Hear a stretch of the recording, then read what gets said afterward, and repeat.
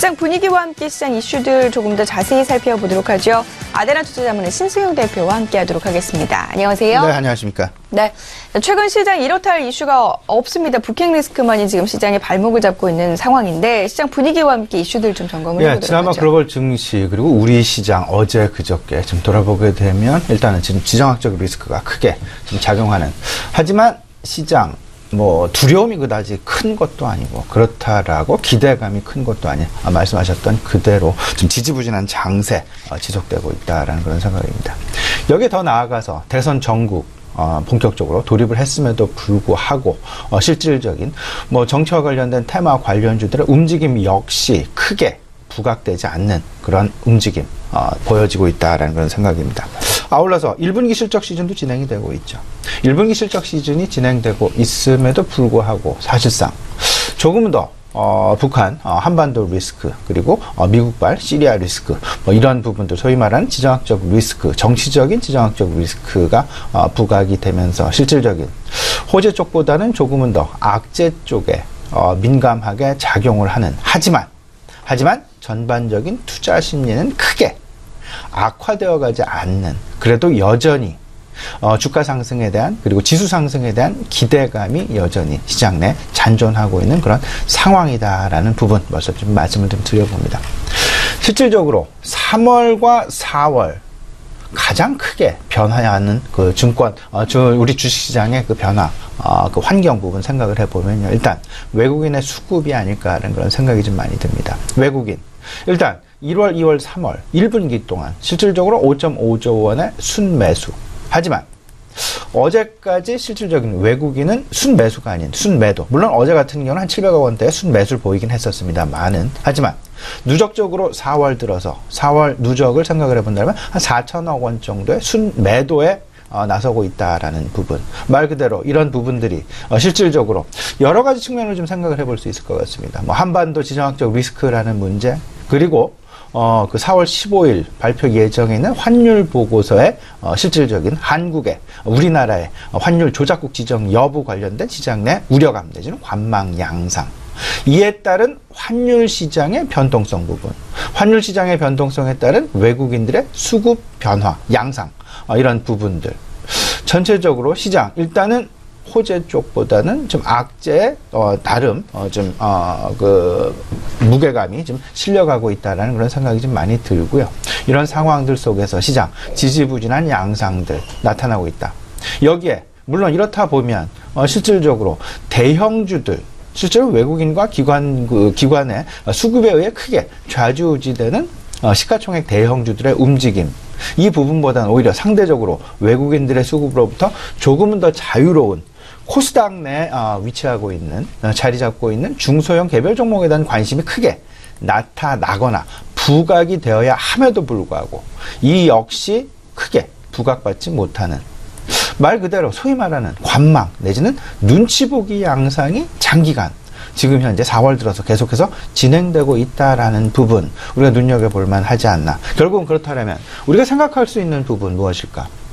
결국은 이런 부분들이 타파되고 이런 부분들이 지나가고 이런 부분들을 극복할 수 있는 시장 내 모멘텀 내지는 이슈, 이벤트, 요인 무엇일까? 물론 오늘 한국은행 금융통화위원회에서의 그 발표 예정이 되어 있습니다. 실질적으로 1.25%의 기준금리 지속될 것이냐의 여부.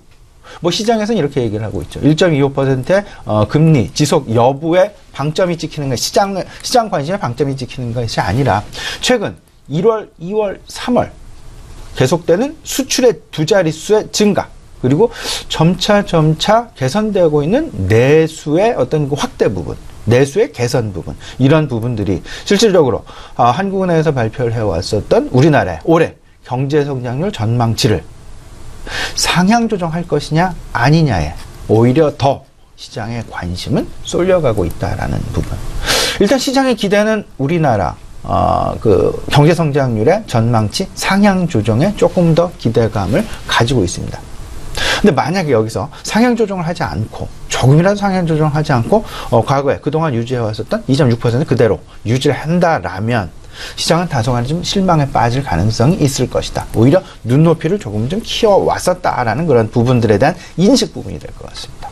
그러면 결국은 가장 크게, 가장 민감하게 움직이는 부분은 뭐니 해도 그 1분기 실적이 상당히 긍정적임에도 불구하고 수출과 내수를 견인 내지는 견인에 대한 기대감이 큰 반도체, 철강, 화학 그리고 정유업종에 대한 오히려 실망, 다소간의 좀 실망감으로 빠질 수도 있지 않겠느냐라는 부분.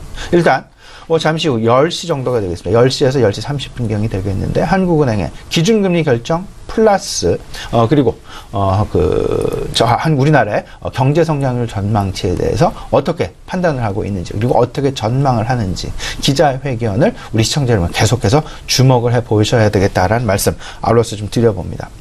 이런 상황들 속에서 시장 이렇다 할 모멘텀, 이슈 계속되는 어떤 부재 상황이 지속되다 보니까 시장 개별 종목 찾기 그리고 테마주 찾기 상당히 지금 활발하게 진행이 되고 있습니다. 소위 말하는 정중동의 상황이다라고 보셔야 될 것 같은데 우리 시장 내 가장 크게 그동안 4월 들어서 가장 크게 영향을 줬었던 이슈 내지는 이벤트 돌아보게 된다라면 결국은 갤럭시 S8과 관련된 전체적인 어떤 시장 내 발표 부분, 스마트폰에 대한 신작 발표의 부분.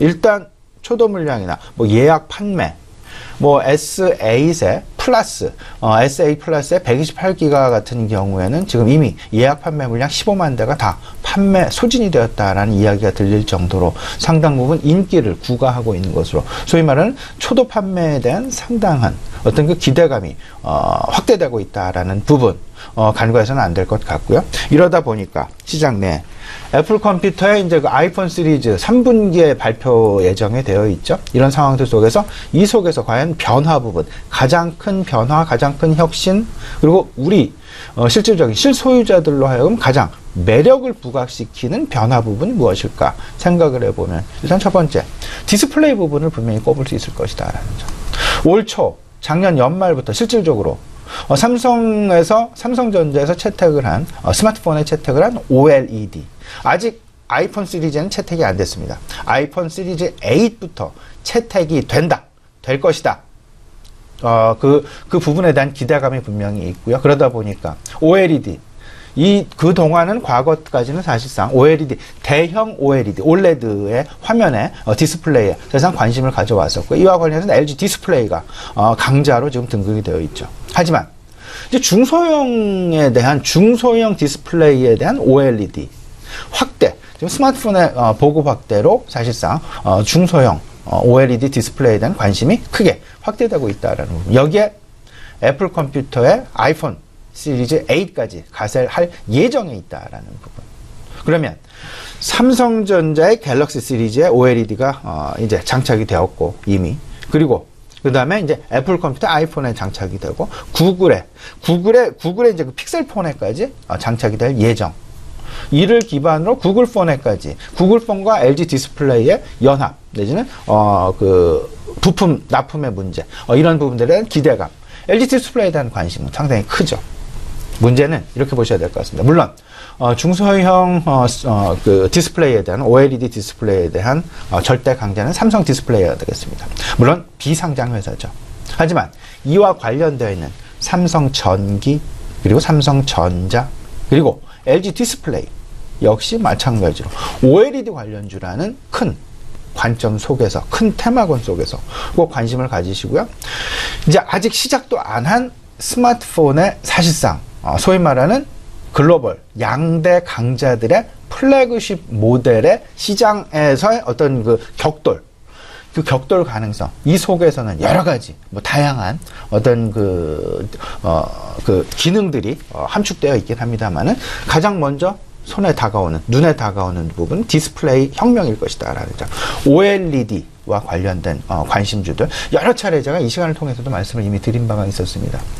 OLED 관련주에 대한 관심 여전히 유효하다라는 말씀 아울러서 좀 드려보겠습니다.